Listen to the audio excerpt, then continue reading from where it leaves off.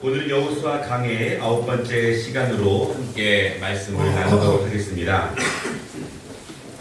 우리 인류 역사에서 인류의 삶이 가장 놀랍게 발전한 시기가 있는데요. 18세기 말에서부터 한 20세기 초까지의 그런 시기입니다. 약 150년 정도의 기간인데 그 기간에 발전한 것이 지난 1500년 정도의 인류 역사의 발전보다 더 많은 발전과 진보를 이루게 되었습니다. 우리가 아는 것처럼 산업혁명을 통해서 인류는 대량 생산이 가능해졌고요. 재화라고 하는 것들을 축적해 놓을 수 있는 힘이 생겼습니다. 그 전까지는 자연의 힘에 의지할 수밖에 없기 때문에 농사가 잘 되면 많이 먹을 수 있지만 농사가 안 되면 많이 못 먹는 것이 우리 인류의 모습이었습니다. 이 모든 것을 가능하게 한 것은 계몽주의 이후에 인간의 이성적 능력을 창조적으로 발휘할 수 있는 그런 과학의 능력이 급속도로 발전했기 때문에 그러한 일들이 우리에게 이루어지게 되었습니다. 여러분, 과학이요, 그 150년 정도에 얼마나 많은 발전을 이루었냐면 19세기 동안 인류의 인구가 2억에서 4억으로 2배가 더 증가를 했습니다. 그 이유가 무엇이냐면 생물학의 발전을 통해서 이 전염병을 막는 백신들과 의료기술이 더 증가하게 된 것입니다. 전에는 한번 유럽에 전염병이 돌면 한 번의 전염병으로 수백만 명이 죽는 일들이 많이 있었지만 이러한 과학적인 발전을 통해서 인간의 생명과 삶이 더욱더 풍부하게 이르게 되었습니다. 그리고 사람들이 상상할 수 없을 만큼 풍족한 것들이 우리의 삶에 급속도로 다가왔습니다. 그래서 사람들은 이렇게 생각했습니다. 이렇게 발전하다 보면 우리 인간의 능력으로 우리 이성에 의한 과학적인 발전을 통해서 이 땅에서도 천국같이 아름다운 유토피아를 만들 수 있을 거야. 그렇게 점점 사람들이 믿기 시작했습니다. 왜냐하면 인간의 능력을 통한 이 과학의 힘을 믿었기 때문입니다. 여러분, 이처럼 인간은 위대한 능력을 가지고 있습니다. 하나님께서 우리에게 주신 인간 이성적 능력은 이 땅에 있는 모든 것들을 아낌없이 누리고 창조하고 만들어서 우리의 삶에 풍성함을 줄 수 있도록 하나님은 우리에게 능력을 주셨습니다.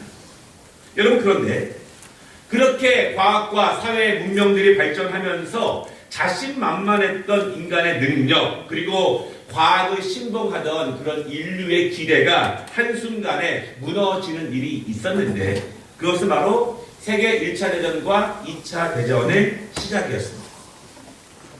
과학이 발전하면 발전할수록 우리의 삶은 좋아지는데 점점 무기도 더 강력해집니다. 대량 살상 무기들이 더 많이 만들어지기 시작했습니다.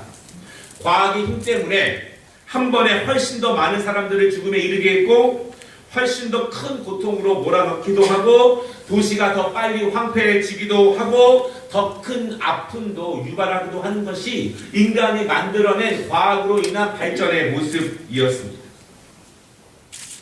하나님이 인간에게 주신 그 이성적 능력 그리고 과학의 발전, 이것이 우리에게 준 혜택도 많이 있지만 그것이 나쁘게 쓰이면 얼마나 더 큰 고통과 우리의 삶을 황폐하게 하는지 우리가 다시 한번 생각해 보는 그런 계기가 되었습니다. 여러분, 지금도 마찬가지입니다. 세계 각국은요, 더 많은 무기와 더 대단한 전쟁 장비들을 만드는 데 힘을 모으고 있습니다. 군사력이 약한 나라는 사실 경제력도 매우 약합니다. 그리고 국가적인 힘이 점점 없어지게 됩니다. 그리고 국제사회에서 영향력을 점점 발휘하지 못하게 됩니다. 작은 나라들은 큰 나라들의 지배를 받습니다. 눈치를 보고 어려움을 겪습니다. 큰 나라들이 연합하여 만든 규제들을 큰 나라들은 작은 나라를 통제하는 수단으로 사용하게 됩니다. 여러분, 지금도 그런데요. 옛날은 더 심했습니다. 과거에는 큰 나라들의 무자비함이 더욱더 심했다는 그런 말씀입니다. 과거에는 더 심했는데 그런 심한 그런 세상 속에서 작은 이스라엘이 생존하기 위해서는 어떻게 했어야 될까? 떠돌이처럼 이리저리 왔다 갔다 하다가 이제 겨우 정착하려고 하는 그 작은 이스라엘이 그 큰 나라들 사이에서 어떻게 살아갈 수 있을까요? 애굽이 있습니다. 블레셋이 있습니다. 바벨론도 있습니다. 가나안의 큰 민족들이 있는데 그때 이스라엘은 그 사이에서 어떻게 생존하고 어떻게 그 세상에서 살아갈 수 있었을까라고 하는 것입니다. 여러분, 가나안 민족들 가운데서 이스라엘보다 더 약한 군사력을 가진 민족들은 거의 없습니다. 그래서 그들은 하나님의 돌보심과 하나님의 능력이 필요했습니다. 이스라엘은 떠돌이처럼 40년을 돌아 여기까지 왔지만 가나안 민족들은요, 최소한 400년 이상 그 땅에서 문화를 이룬 민족들입니다. 그런 나라들에 대항해서 이스라엘이 과연 무엇으로 그들과 상대하고 어떤 것을 가지고 싸울 수 있을까요? 그 작은 민족 이스라엘이 하나님을 의지하는 것 외에 무엇으로 싸울 수 있을까요? 오직 하나님이 그들과 함께 해주시지 않는다면 그들 스스로 그 땅 가운데서 생존할 수 있을까요? 그것이 연약한 이스라엘에게 중요한 질문이고 또한 우리에게 중요한 질문입니다. 이스라엘은 여리고와 아이성을 넘어서 여기까지 왔습니다. 하나님이 그들과 함께 하신 것이죠. 그때 기브온 민족이 이스라엘을 두려워해서 거짓으로 화치를 맺었습니다. 그리고 이스라엘을 속았지만 하나님의 은혜로 그들을 하나님의 값진 민족의 공동체로 맞이하는 은혜를 베풀었습니다. 하나님의 민족이 된 것입니다. 같은 믿음의 공동체가 된 것입니다. 여러분, 그런데요, 이스라엘과 평화 조약을 맺은 이 기브온 민족을 가나안에 있는 많은 민족들이 그냥 두려고 하지 않습니다. 왜냐하면 우리가 모두 힘을 합쳐서 이스라엘을 함께 공격하려고 했는데 저 기브온은 자신들과 동조하지 않고 이스라엘과 한편이 되어서 이스라엘에 함께 그 민족으로 편입되었기 때문에 그 가나안 땅에 있는 큰 민족들이 기브온을 그냥 두려고 하지 않는다는 것입니다.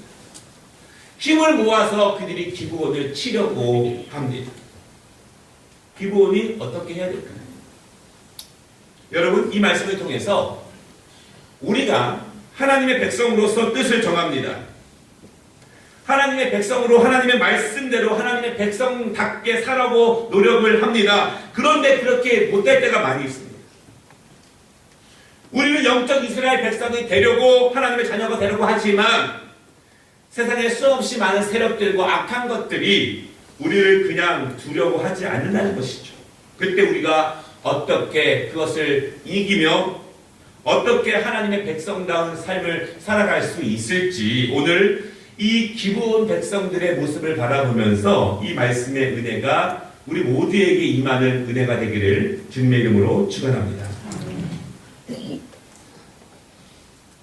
첫째는 원래 악은 그렇게 함께 힘을 모아서 공격합니다. 우리가 신년신방을 갖지 않습니까? 한 집사님 댁에 방문을 했는데 그 집사님 댁에 작은 어항이 있었습니다. 그런데 거기에 비교적 큰 물고기도 있었습니다.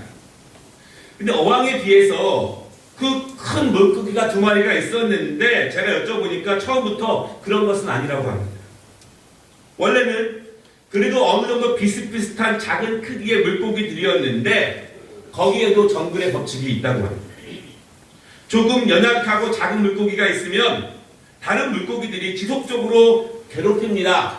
그러다 보니까 그 작은 물고기들은요, 먹지도 못하게 되고 스트레스를 받다가 죽게 됩니다. 그러다 보니 강한 물고기들은 점점 커지게 되고 작은 물고기들은 점점 죽어서 없어지게 된다라고 합니다. 승자 독식의 그 모습이 작은 어항 가운데서도 이루어집니다. 강한 것들이 힘을 합쳐서 약한 것들을 공격합니다. 여러분, 원래 악이 그렇습니다. 많은 무리 중에서 약하거나 삐딱하거나 다르게 행동하거나 혼자 옳다고 하는 길을 갈 때에 그런 모습을 바라본다면 세상의 모습들은 그냥 두지 않습니다. 힘을 모아서 그것을 공격하려고 그렇게 하는 것이 이 땅에 있는 사람들의 자연의 모습입니다. 오늘 우리가 함께 읽은 말씀 1절과 2절에 보면은요, 기브온이 이스라엘 민족과 화친한 것을 예루살렘 왕이 크게 두려워합니다. 가나안 민족들이 함께 힘을 모아서 이스라엘을 치려고 했는데 그 기브온이 이스라엘과 하나가 되었고, 그리고 이스라엘이 여리고성과 아이성을 무찌른 것을 이스라엘 민족이, 그 가나안 민족들이 두려워하게 됩니다. 마음으로만 두려워하고 분노한 것이 아니라 본격적으로 행동으로 나타냅니다. 3절에 보면은요, 5 나라가 힘을 모아서 먼저 이스라엘에 편입된 그 기브온을 공격하고 본때를 보이고자 힘을 모으자고 제의합니다. 그때 나머지 나라들이 기다렸다는 듯이 힘을 모읍니다. 그리고 오늘 5절에 보면은요, 그들이 모든 군사를 거느리고 기브온을 칠 준비를 하게 됩니다. 여러분, 하나님의 백성들, 하나님의 사람들을 공격하려는 악한 세력은 항상 힘을 모읍니다. 왜냐하면 세상의 권세들은 그들의 것이기 때문입니다.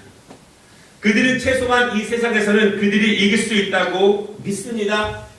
그런데 하나님의 사람들은요, 그런 세상에 맞서서 이 세상에서 하나님의 뜻을 이루어 가려고 노력하는 사람들이 하나님의 사람들입니다. 우리의 뜻과 그들의 뜻은 늘 충돌될 수밖에 없습니다.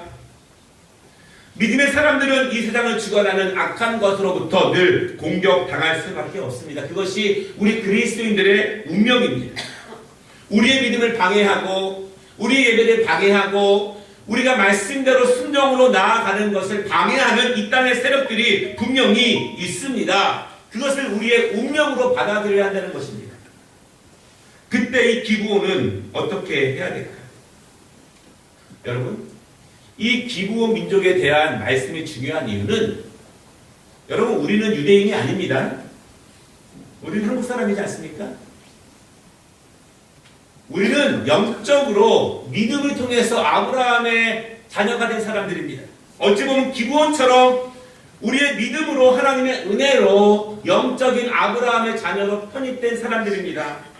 그렇기 때문에 기브온이 공격당하는 것처럼 우리가 믿음으로 살아갈 때 우리를 공격하는 세상의 악한 세력들이 너무나 많다라고 하는 것이죠.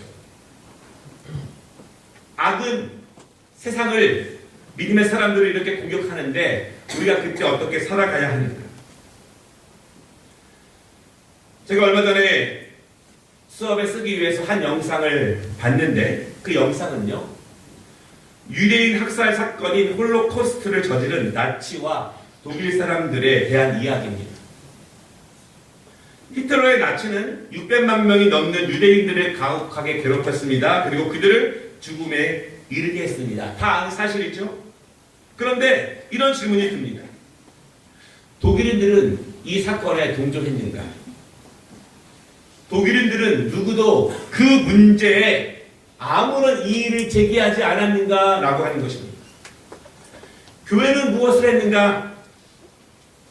독일의 지성인들은 수많은 유대인들이 학살당하는 모습을 바라보면서 아무 생각도 들지 않고 어떠한 반대되는 행동도 하지 않았느냐라고 하는 것입니다. 제가 본 영상에는요, 그 당시에 있었던 평범한 독일 사람들의 이야기가 담겨져 있습니다. 그들은 이렇게 말합니다. 정부는 우리에게 빵을 많이 주었습니다. 그들은 우리에게 좋은 일자리에서 일하게 하였습니다. 우리의 삶이 점점 나아졌습니다. 해외에서 점점 더 많은 물건들이 들어오기 시작했습니다. 우리는 정부를 점점 좋아하게 되었습니다. 그리고 우리는 정부가 하는 일은 다 우리를 위해서 하는 좋은 일이라고 믿기 시작했습니다. 정부에 반대하는 사람들이 점점 줄어갔습니다. 간혹 유대인들이 고통당한다는 이야기가 들려왔지만 우리는 우리 정부가 그렇게 하는 데에는, 그들을 핍박하는 데에는 충분히 그럴 만한 이유가 있고 유대인들은 그럴 만한 잘못을 했다고 우리는 믿었습니다.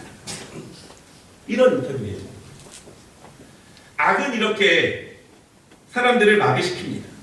아름다움을 가장합니다. 선함을 가장하고 거짓의 칼을 쓰고 다가옵니다.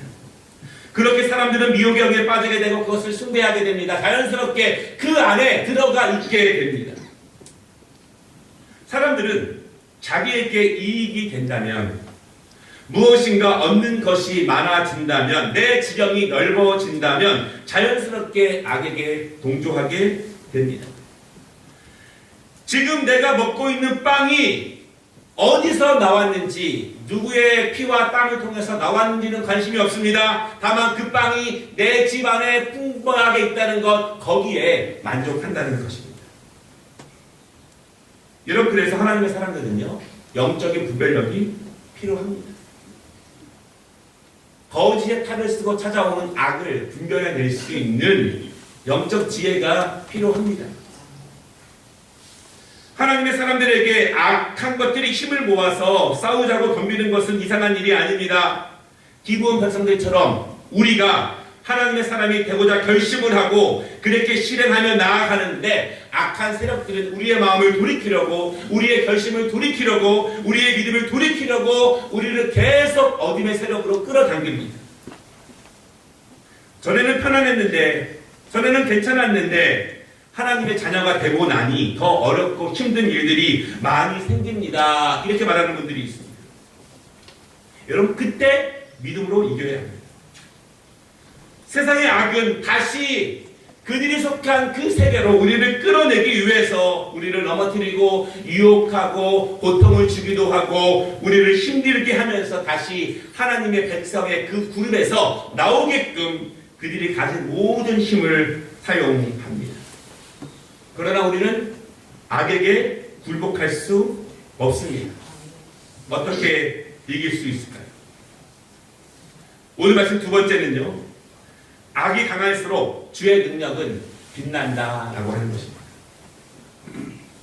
다섯 나라가 군사를 모아서 기브온을 공격할 때, 여러분, 기브온 이 백성들의 바른 결정은 참 지혜롭습니다. 6절에 보니까 기브온이 여호수아에게 이 일을 알리고 도움을 구합니다. 기브온은 영적인 이스라엘이 되기로 결심했습니다. 하나님의 백성이 되었습니다.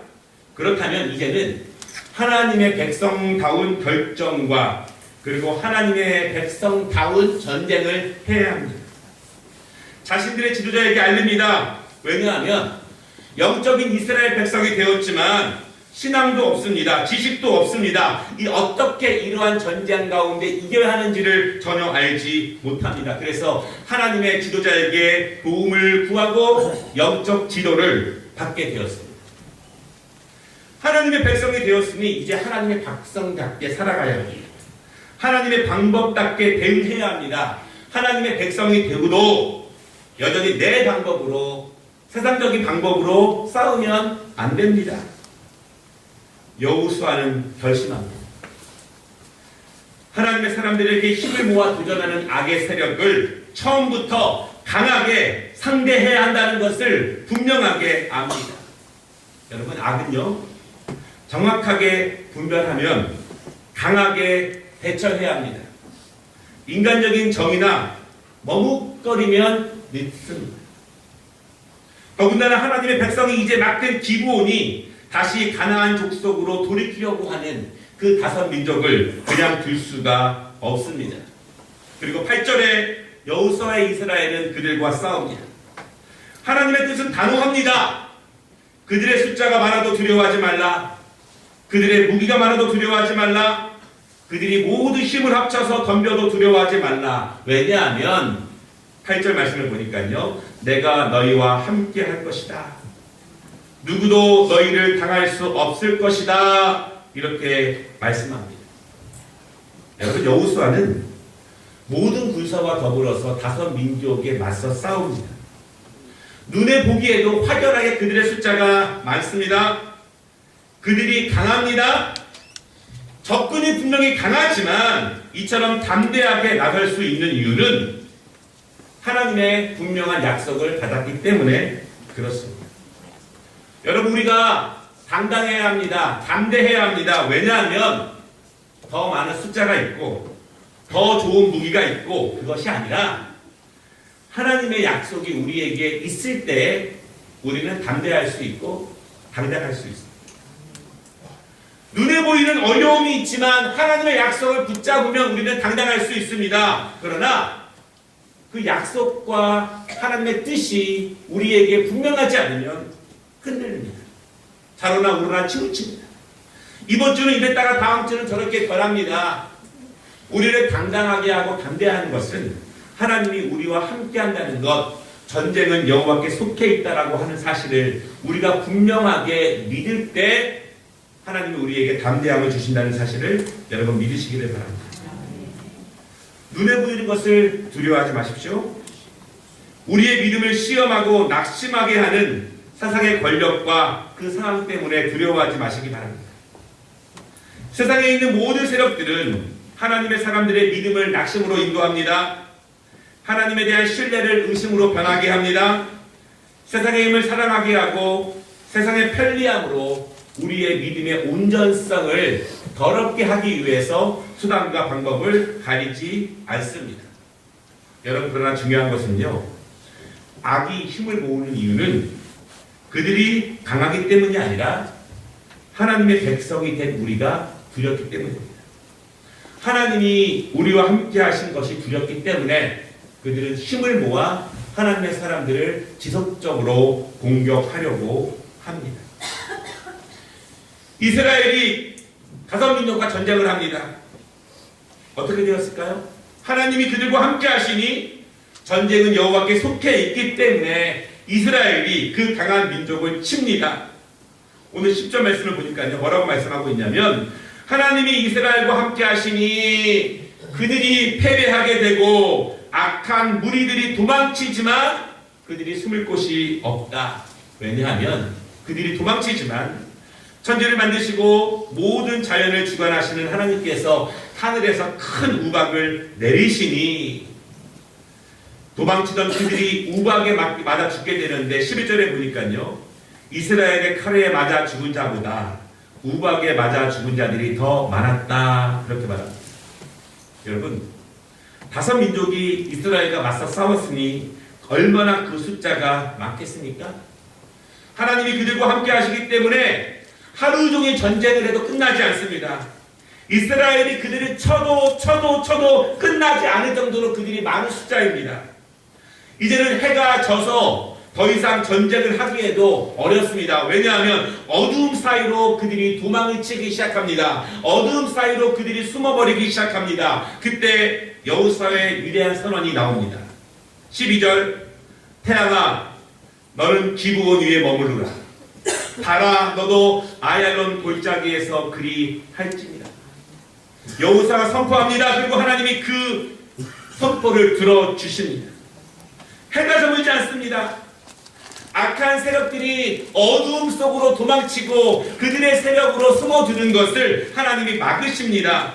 하나님께서 태양에게 명하셔서 태양이 도망치는 그 악의 세력이 숨지 못하도록 그 태양빛으로 구석구석 비치게 하십니다. 어둠으로 도망하려던 다섯 민족은 태양을 멈추시고 달을 멈추시는 하나님의 거룩하신 능력 앞에 완전히 파괴되게 됩니다. 바라는 여러분, 하나님이 비치시면 악은 숨을 곳이 없다는 것을 믿으시기 바랍니다. 하나님이 비추시면 숨을 수 없습니다. 하나님이 비추시면 숨을 수도 없습니다. 말씀을 마치겠습니다. 다섯 민족은 기브온을 공격합니다. 이스라엘도 연약하지만 기브온과 함께 싸웁니다. 강한 다섯 민족과 함께 싸웁니다. 누가 싸운 것이냐? 14절은 고백합니다. 이는 여호와께서 이스라엘을 위하여 싸우셨음이니라. 여러분, 우리가 믿음을 지키려고 결심했을 때, 내가 말씀대로 순종하려고 결심했을 때, 하나님의 뜻대로 살려고 결심했을 때 우리의 마음을 흐트러뜨리고 우리의 결심을 누그러뜨리고 우리의 뜻을 내려놓게 하는, 미루게 하는 악한 세력들은 항상 많이 있습니다. 내 혼자 힘으로는 할 수 없지만 하나님을 의지하시기를 바랍니다. 하나님은 우리가 다시 어두움으로 다시 세상으로 나아가는 것을 그냥 두고 계시지 않습니다. 밤이 깊을수록 빛이 더 빛납니다. 악이 더 강할수록 하나님의 능력이 더 빛납니다. 우리는 힘이 없지만, 우리는 지혜가 부족하지만, 악이 덤빌 때 기대하십시오. 그때가 하나님의 능력이 드러날 때입니다. 여러분, 골리앗 없는 다윗을 상상할 수 있습니까? 골리앗이 있었기 때문에 다윗이 빛나는 것입니다. 악한 세력이 있기 때문에 우리가 빛날 수 있습니다. 오늘도 영적 이스라엘로 살아가는 우리들, 어렵고 힘들고 고난과 많은 어려움들이 있지만 그것을 통해서 우리에게 역사하시는 하나님의 은혜가 우리를 통해서 드러나는 그 은혜가 충만할 수 있도록 여러분 믿으시기를 바랍니다. 오늘 기브온에게 함께 하신 하나님의 능력이 우리 모두에게 함께 하시길 주님의 이름으로 축원합니다. 기도하겠습니다.